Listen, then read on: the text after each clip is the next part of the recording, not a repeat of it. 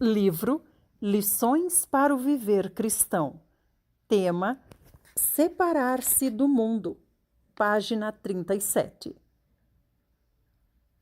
Há muitos mandamentos na Bíblia que tratam da separação do mundo.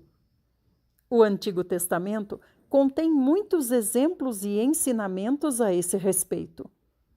Por exemplo, o Egito, Ur dos Caldeus, Babilônia e Sodoma são todos símbolos do mundo. Eles mostram diferentes aspectos do mundo. O Egito representa o desfrute do mundo. Ur dos Caldeus simboliza as religiões do mundo. A Torre de Babel mostra a confusão do mundo e Sodoma, os pecados do mundo. Devemos sair do Egito e também de Ur dos Caldeus, como Abraão o fez. Ló foi para Sodoma e o povo de Israel se tornou cativo na Babilônia. Todos devem sair desses lugares. A Bíblia usa 4 lugares diferentes para representar o mundo e mostra como o povo de Deus sai desses diferentes aspectos do mundo. O resultado da redenção é sair. Página 37. Separar-se do mundo. Deus salvou os israelitas por meio do Cordeiro Pascal. Quando o mensageiro de Deus saiu para matar os primogênitos na terra do Egito, o anjo da morte passou por cima das portas que tinham o sangue. Se não havia sangue na porta, o primogênito daquela casa era morto. Não importava se a porta era boa ou má, se havia algo de especial a respeito da verga ou das ombreiras da porta, se havia algo de bom naquela família ou se o filho primogênito honrava a seus pais. A questão era se havia sangue ali. Perecer ou não independe da condição social da sua família ou do seu comportamento. Depende, sim, de você ter ou não o sangue. O fator básico para a salvação é o sangue. Isso não tem nada a ver conosco. Nós, que somos salvos pela graça, somos redimidos pelo sangue. Mas lembre-se de que imediatamente após ser redimidos pelo sangue, devemos mover-nos e sair. Não pense que podemos comprar uma casa e morar no Egito depois de redimidos pelo sangue. Aqueles que foram redimidos pelo sangue devem sair de lá naquela mesma noite. O cordeiro foi morto antes da meia-noite e o sangue aspergido com hisopo. Eles comeram a refeição rapidamente, com os lombos cingidos e o cajado nas mãos, porque tinham de partir imediatamente. O primeiro resultado da redenção é separação, isto é, partida, saída. Deus jamais redime uma pessoa e a deixa na velha posição para continuar vivendo no mundo. Isso simplesmente não existe. Uma vez que uma pessoa nasce de novo, é salva, ela deve pegar o cajado e sair. Uma vez que o anjo da destruição tenha feito o seu trabalho de separar os salvos dos que perecem, os salvos devem partir. Uma vez que tenha sido separado pelo anjo destruidor, você deve arrumar as malas e sair do Egito. O cajado é para caminhar.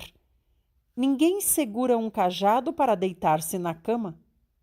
O cajado não é um travesseiro, mas é para caminhar.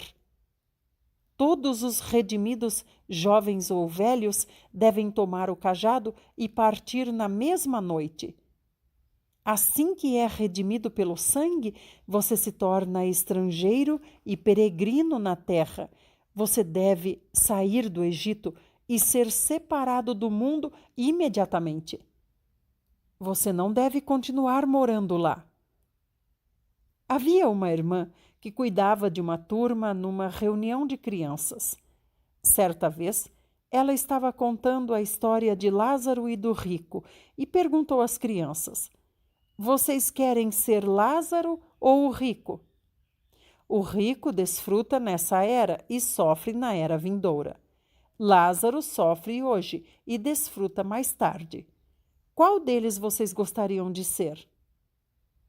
Uma menina de 8 anos levantou-se e respondeu: Enquanto eu viver, enquanto eu estiver viva, quero ser o rico, mas quando morrer, quero ser Lázaro.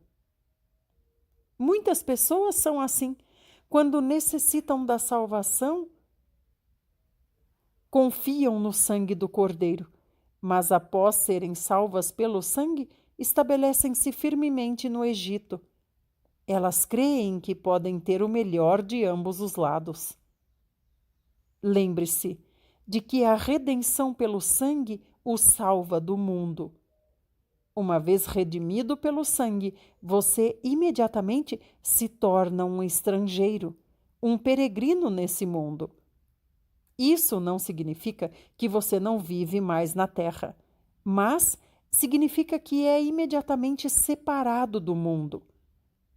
Onde for aplicada a redenção, esse será o resultado. Logo que a pessoa é redimida, o seu caminho é mudado e ela tem de deixar o mundo. O sangue separa os vivos dos mortos e também separa os filhos de Deus das pessoas do mundo. Uma vez redimidos, não mais podemos permanecer no mundo. As muitas sabotagens da parte de Faraó. Página 39. Separar-se do mundo. A história do êxodo de Israel nos mostra como foi difícil para eles deixar o Egito. O Egito tentou retê-los muitas vezes. Na primeira vez que os israelitas quiseram deixar o Egito, Faraó permitiu apenas que os homens fortes fossem. Os jovens e os velhos deveriam ficar. Faraó sabia que se pudesse segurar os jovens e os velhos, os homens fortes não iriam longe. Após um tempo, voltariam. A estratégia de Satanás é evitar que tenhamos uma separação completa do Egito. Desde o início, Moisés rejeitou os adiamentos de Faraó. Se deixarmos uma coisa ou uma pessoa para trás, não poderemos ir muito longe e acabaremos voltando. Recordemos o que Faraó disse a Moisés da primeira vez: Ide, ofereceis sacrifícios ao vosso Deus nesta terra. Mais tarde, ele disse para não irem muito longe. Na terceira vez, disse que somente os fortes poderiam ir. Na quarta vez, disse que todas as pessoas poderiam ir, mas que o gado e as ovelhas teriam de permanecer. A intenção de Faraó era persuadi-los a servir a Deus ali no Egito. Essa era a sua premissa básica. Ele permitia que alguém fosse filho de Deus desde que permanecesse no Egito. Ele sabia que se uma pessoa servisse a Deus no Egito, não teria um testemunho e acabaria servindo a Faraó. Assim, embora a pessoa quisesse ser serva de Deus, ela acabaria tornando-se serva de Satanás. Se você tentar servir a Deus no mundo, certamente acabará sendo escravo de Satanás. Você terá de fazer tijolos para ele e ele não o deixará ir. Mesmo que deixe, não o deixará ir muito longe. Se deixar, talvez deixe só os homens fortes irem. O resto terá de ficar. Satanás conhece bem as palavras em Mateus 6:21. Porque onde está o teu tesouro, aí estará também o teu coração. O tesouro e a pessoa andam juntos. Ele sabia que se Faraó segurasse o gado e as ovelhas, o povo não iria muito longe. Por fim, o povo iria atrás do gado e das ovelhas. Mas Deus queria que o gado e as ovelhas fossem atrás do povo. Queria que o povo fosse salvo do apego ao seu tesouro. Após ser salva, a pessoa deve sair ao deserto. Além disso, ela tem de trazer todas as pessoas e todos os seus tesouros com ela. Doutra forma, acabará voltando e não haverá separação do Egito. O mandamento de Deus é que aqueles que o servem devem separar-se do mundo. Nosso caminho é no deserto. Página 40. Separar-se do mundo. Somente confessar o Senhor com nossa boca e dizer: eu hoje criei no Senhor, não é suficiente como testemunho. Precisamos sair do mundo e estar separados dele. Isso é um passo além de confessar com a boca a Jesus como Senhor. Não podemos ser cristãos mudos. Contudo, apenas abrir a nossa boca não é suficiente. Devemos estar separados do mundo. Não podemos continuar com nossas antigas amizades, laços sociais ou outros relacionamentos anteriores.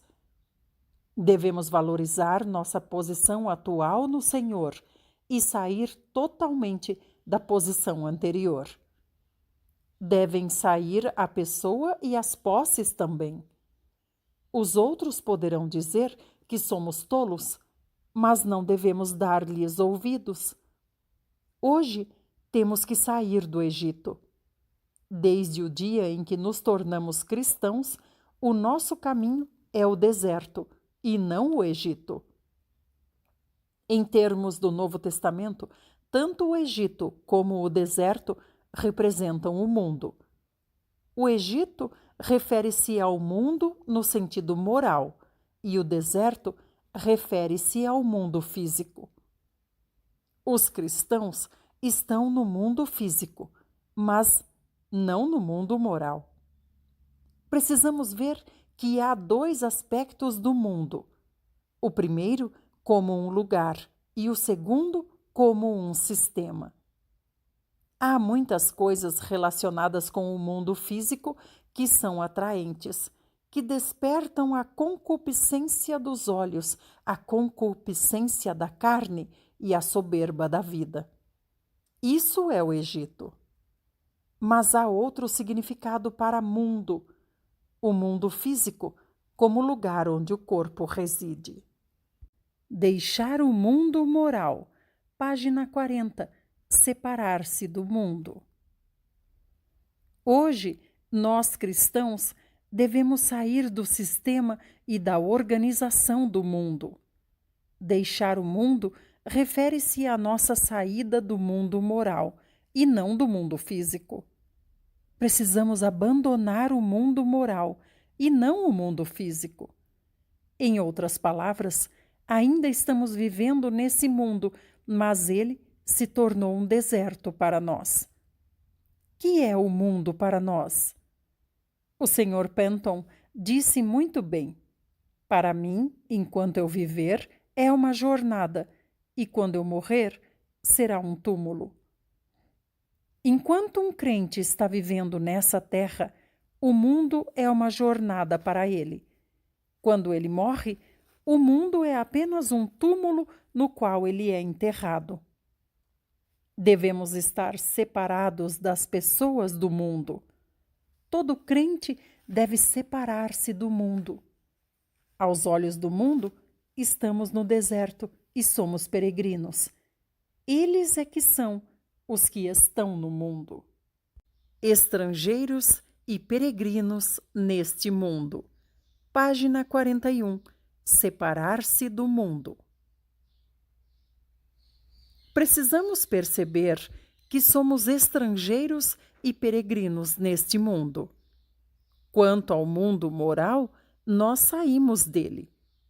Ele quer segurar-nos, mas se ficarmos, não conseguiremos servir a Deus. O mundo quer estar mais perto de nós, mas se permitirmos que ele se aproxime demais de nós, será impossível servir a Deus. O mundo quer segurar o nosso povo e o nosso tesouro. Mas se essas coisas permanecerem no mundo, não conseguiremos servir a Deus.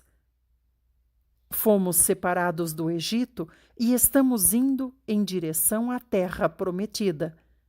A base dessa separação é o sangue que nos comprou de volta. Os egípcios não foram comprados pelo sangue. Os do mundo não foram redimidos. Como redimidos, fomos transferidos para outro mundo. Por isso, devemos deixar este mundo. Suponha que você vá a uma loja comprar um relógio. Que faz após comprá-lo? Uma vez que a compra foi efetuada, você leva o relógio embora. Não devo comprar o relógio e deixar lá. Não devo dizer ao dono da loja: aqui está, use-o. Isso não é razoável. Comprar significa levar embora. Sempre que se compra, leva-se embora o que foi comprado. Se compro um saco de arroz, levo o saco de arroz embora. Depois que alguém compra alguma coisa, o item comprado é levado embora. Lembrem-se de que, uma vez que o sangue nos comprou, devemos ser levados do mundo. Uma vez que uma pessoa foi comprada pelo sangue do Senhor, deve partir para a terra prometida. Assim que alguém foi comprado, deve partir. Aqueles que não foram comprados podem ficar para trás. Mas logo que uma pessoa é comprada, deve partir. Uma vez que uma pessoa é comprada, não tem escolha a não ser ir com o Senhor. Se fui comprado pelo Senhor, devo deixar o mundo e ir com ele. Áreas que requerem separação do mundo. Página 41. Separar-se do mundo. Talvez você se pergunte do que é que devemos separar-nos. Que é considerado mundo? De que áreas devemos separar-nos? Antes de tocar qualquer item específico, devemos perceber que o nosso coração e o nosso espírito são as primeiras coisas que necessitam de separação do mundo. Se o coração de uma pessoa está voltado para o mundo, torna-se inútil falar-lhe a respeito de qualquer outra coisa. É inútil tentar ser libertado de centenas de coisas se a pessoa ainda permanece no mundo. Primeiro, deve haver a libertação da pessoa, a libertação do espírito e a libertação do coração. Libertação de questões específicas vem depois. A pessoa deve estar completamente separada do Egito, deve estar separada do mundo. Ela não deve temer que os outros a critiquem, chamando-a de diferente. Então, há a necessidade de cuidar de alguns princípios. Em algumas áreas, devemos estar separados do mundo, enquanto em outras, devemos manter a paz com ele. Não temos nenhuma intenção de ser contenciosos. Na família, no trabalho e onde quer que seja, não queremos levantar controvérsias. Vamos considerar 5 itens específicos com os quais necessitamos lidar. Primeiro, coisas que o mundo considera impróprio para um cristão fazer. Segundo, coisas incompatíveis com o Senhor. Terceiro, qualquer coisa que apague nossa vida espiritual. Quarto, tudo aquilo que nos impede de mostrar aos outros que somos cristãos. E quinto, coisas desaprovadas por crentes fracos. Coisas que o mundo considera impróprio para um cristão fazer. Página 42, separar-se do mundo. Devemos abster-nos de tudo o que o mundo considera que seja impróprio para cristãos fazerem. No mínimo, a nossa vida cristã deve atingir o padrão das pessoas do mundo. As pessoas do mundo estabeleceram um padrão para os cristãos. Se você não atingir esse padrão, não passou no teste deles. Quando faz algo, não deve dar nenhum motivo para eles perguntarem: cristãos fazem isso? Se alguém disser isso, você ficará sem chances. Assim que chamarem sua atenção, você não tem mais saída. Suponha que peguem você visitando certos lugares. Os gentios podem dizer: cristãos podem vir a lugares como este? Há muitos lugares que os gentios gostam de visitar. Se você lhes disser que é errado visitar tais lugares, eles podem insistir e discutir com você. Mas se você visitar tais lugares, eles perguntarão: como é que você pode ir a esses lugares também? Algumas questões são pecaminosas. Então, quando os gentios as praticam, eles não falam a respeito. Mas se você fizer as mesmas coisas, eles falarão. Portanto, devemos abster-nos de coisas que os gentios consideram impróprias. Esse é o requisito mínimo. Quando um gentio diz: um cristão não deve fazer tal coisa, devemos deixar aquilo de lado imediatamente. Alguns jovens são salvos, mas seus pais ainda não. Algumas vezes esses filhos pedem alguma coisa aos pais.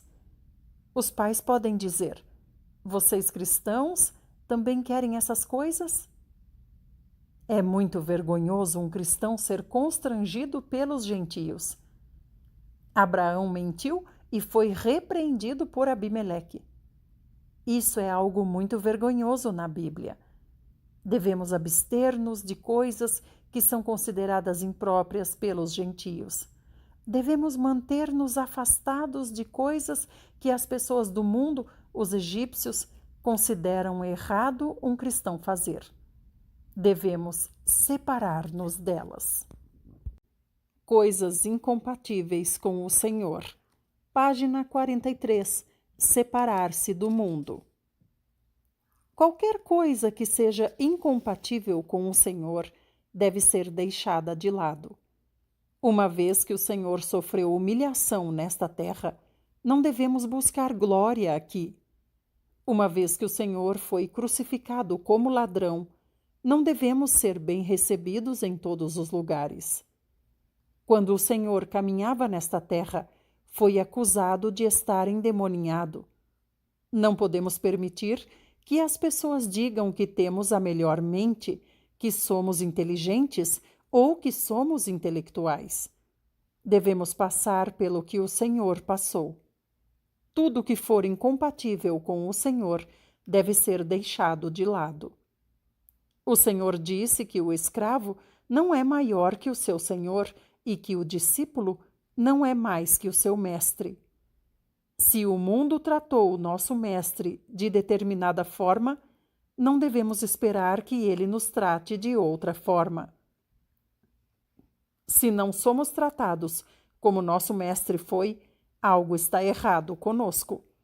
E algo está definitivamente errado em nosso relacionamento com o Senhor. Tudo aquilo que o Senhor experimentou nesta terra deve ser a nossa experiência hoje.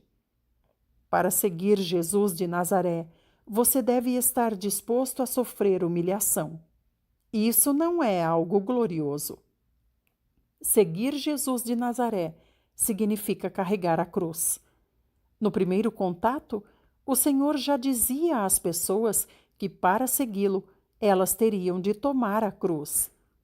De acordo com o Senhor, essa é a entrada principal. Ele não espera que a pessoa esteja na sala para falar dessa condição.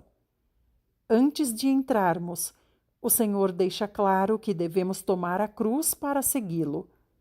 O Senhor nos chamou para tomar a cruz. Esse é o caminho que estamos tomando, e somente podemos servir o Senhor dessa maneira. A maneira como o Senhor se relacionava com o mundo deve ser a maneira como nós nos relacionamos com o mundo. O nosso relacionamento com o mundo deve ser compatível com o relacionamento de nosso Senhor com o mundo. Não podemos tomar um caminho diferente. Gálatas 6,14 nos mostra que a cruz está entre o mundo e o Senhor. O Senhor está de um lado e o mundo está do outro lado. A cruz está no meio. Nós e o mundo estamos em lados opostos da cruz. O mundo colocou o nosso Senhor na cruz, portanto, o mundo está do outro lado da cruz.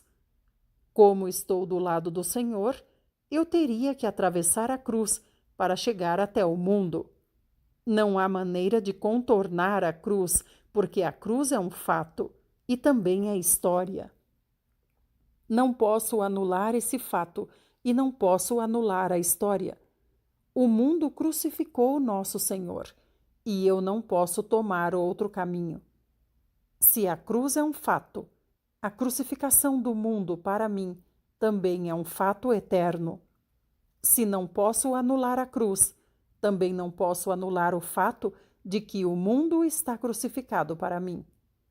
Hoje, não há maneira de eu ir para o lado do mundo, a não ser que eu remova a cruz. A cruz está aqui e não tenho como evitá-la, pois a crucificação do meu Senhor é um fato. Hoje sou uma pessoa do outro lado da cruz. Suponha que os pais ou os irmãos de alguém tenham sido assassinados. As pessoas podem dar uma desculpa razoável para o assassino, mas a pessoa dirá: meus familiares estão mortos. Uma desculpa não pode mudar esse fato. Se eles não estivessem mortos, haveria a possibilidade de se conversar. Mas agora que estão mortos, não há mais nada a dizer. No mesmo princípio, podemos dizer que a cruz já está aqui. Que mais se pode dizer? O mundo já crucificou o nosso Senhor. Hoje estamos do lado do Senhor e só podemos dizer: mundo, do seu ponto de vista, eu estou crucificado, e do meu ponto de vista, você também está crucificado. Hoje é impossível que esses dois lados se comuniquem. É impossível o mundo vir até nós e também é impossível nós irmos até o mundo. A cruz é um fato.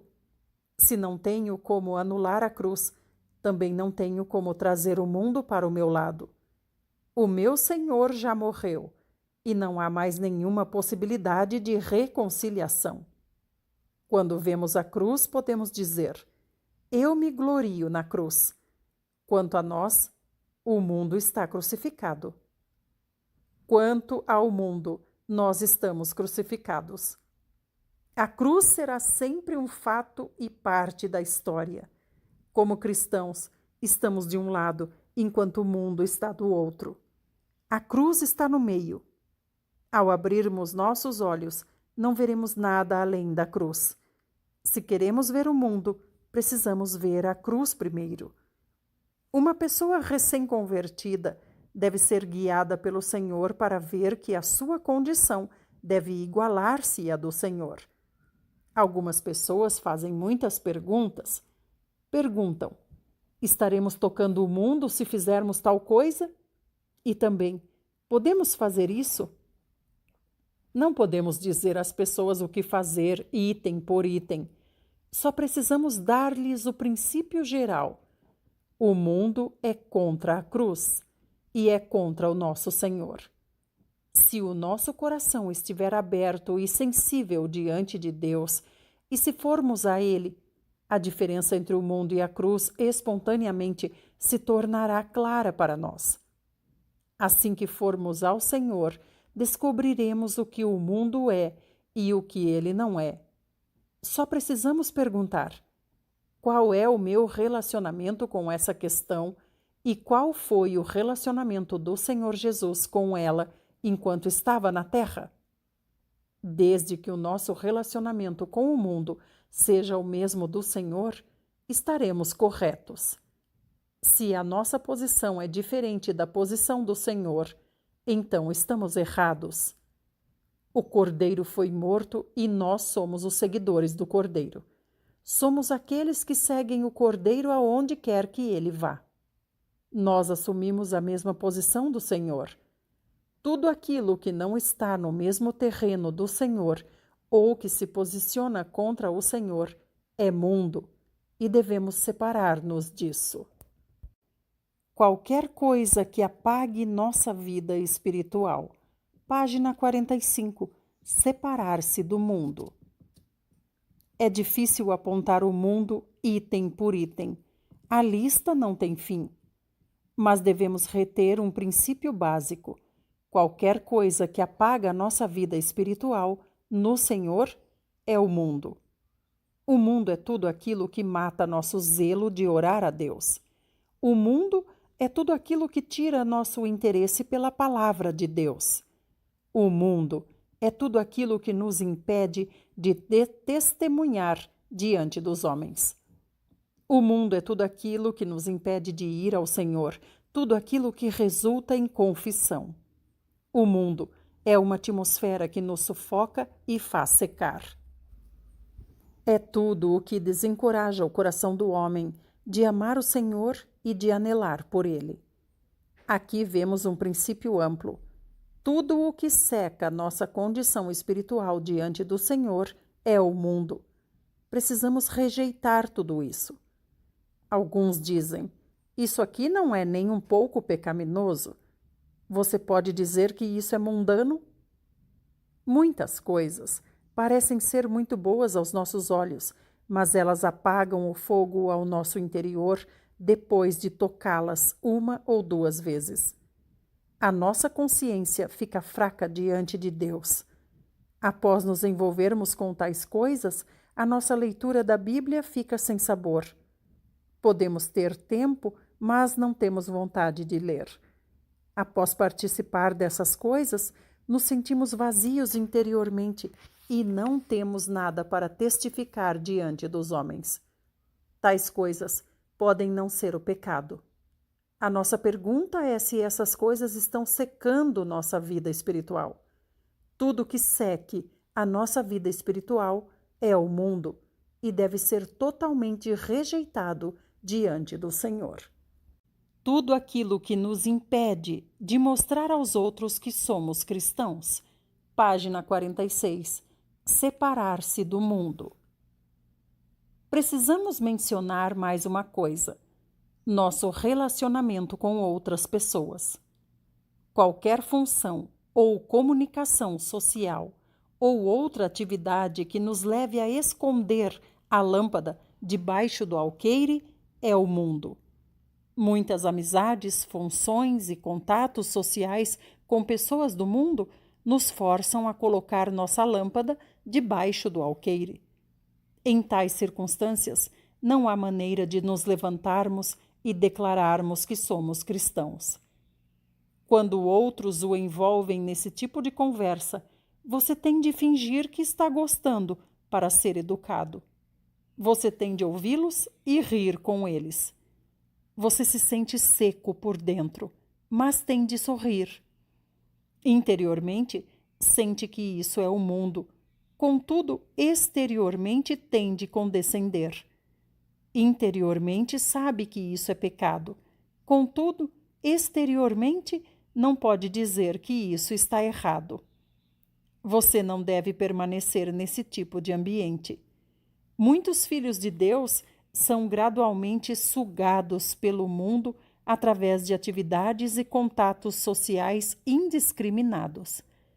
Todos os recém-convertidos devem, desde cedo, saber onde estão e devem fazer uma escolha. Não estamos propositadamente tentando ser antissociais. Não somos João Batista, que não comia e não bebia. Seguimos o Senhor, que comia e bebia. Mas quando contatamos as pessoas, precisamos manter nossa posição. Ninguém deveria conseguir afrontar nossa postura como cristãos. Eles devem respeitá-la. Quando tomo a posição de cristão, devo mantê-la, mesmo que os outros me critiquem. Se realmente queremos tomar o caminho de separação do mundo, devemos dar atenção ao nosso falar. Também devemos mostrar nossa posição cristã todas as vezes que estivermos em companhia de outros. Se não conseguimos manter nossa postura como cristãos, é melhor sair daquele ambiente. Salmos 1:1 diz que não nos devemos deter no caminho dos pecadores, nem nos assentar na roda dos escarnecedores. Se nos detivermos no caminho dos pecadores, mais cedo ou mais tarde estaremos no lugar deles. Se nos assentarmos na roda dos escarnecedores, mais cedo ou mais tarde nos tornaremos escarnecedores. Pecar e escarnecer são contagiosos. Devemos aprender a fugir dessas coisas, como se estivéssemos fugindo de germes. Coisas desaprovadas por crentes fracos. Página 47. Separar-se do mundo. Aquilo que faz tropeçar uma consciência fraca é outro tipo de coisa que constitui o mundo. Os filhos de Deus devem aprender a evitá-las. No item anterior, tratamos das coisas que o mundo considera impróprio. Aqui, estamos tratando de coisas que um irmão novo considera impróprias. Se um gentio acha que não deveríamos fazer certa coisa, perderíamos nosso testemunho se o fizéssemos. Da mesma forma, devemos evitar tudo aquilo que um irmão desaprova, mesmo que aquele que está desaprovando seja o mais novo e mais fraco de todos os irmãos. Esse é um mandamento bíblico. As palavras do cristão fraco e não do forte é que devem determinar o que devemos ou não fazer. O que eles dizem pode não estar correto, o que eles consideram proibido pode não ser, mas não devemos fazê-los tropeçar, porque a consciência deles é fraca.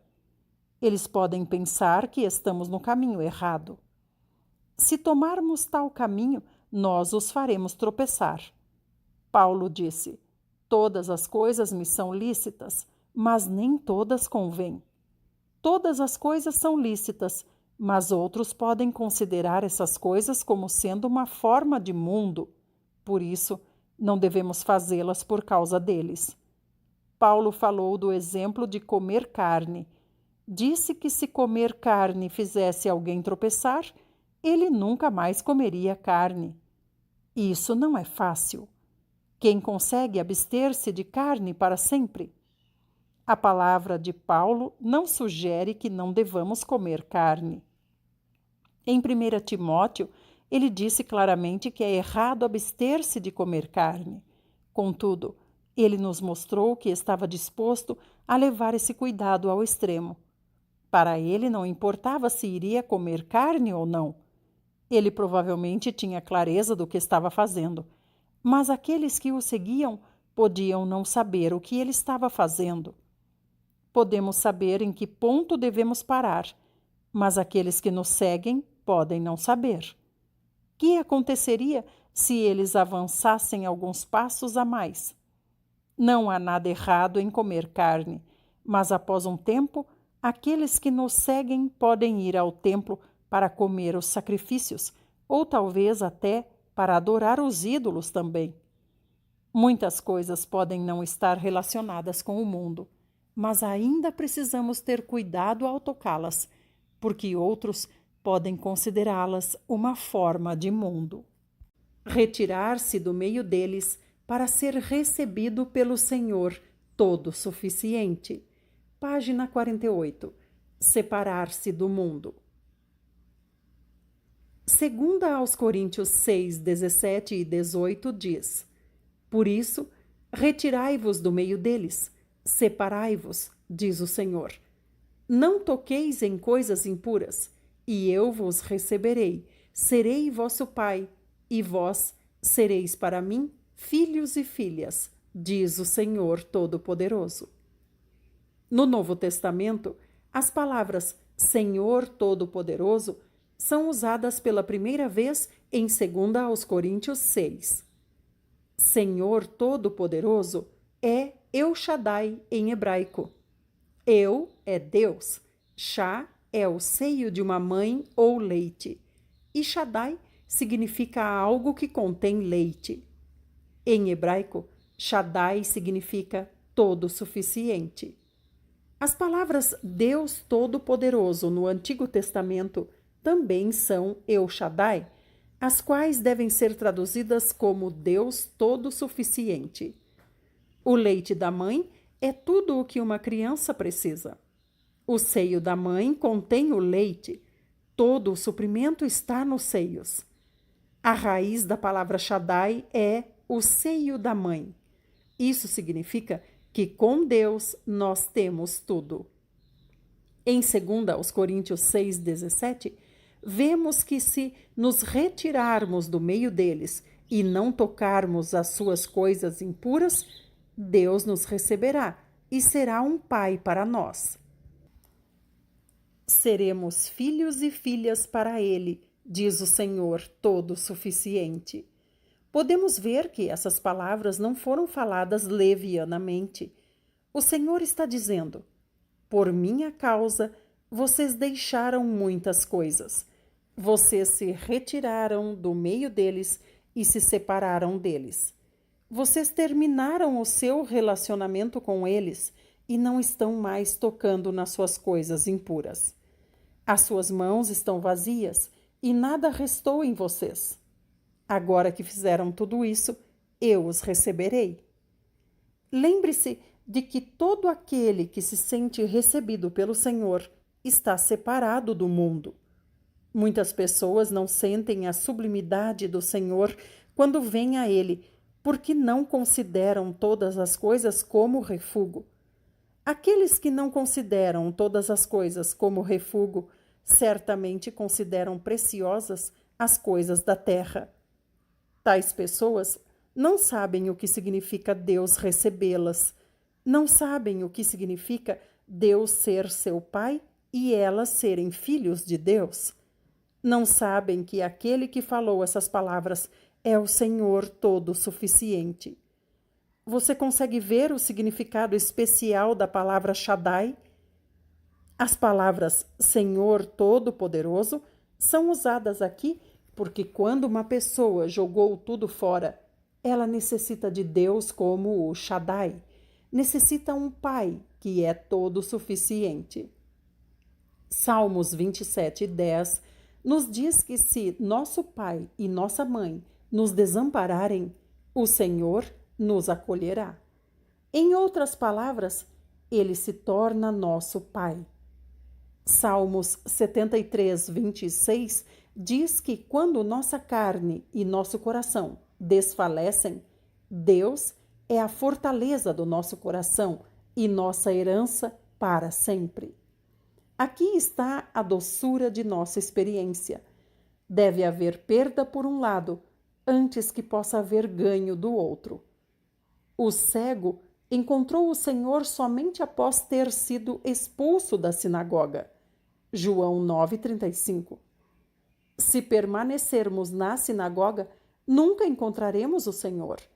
Mas, quando somos expulsos, vemos a bênção do Senhor sobre nós imediatamente. Como recém-convertidos, devemos sair do mundo.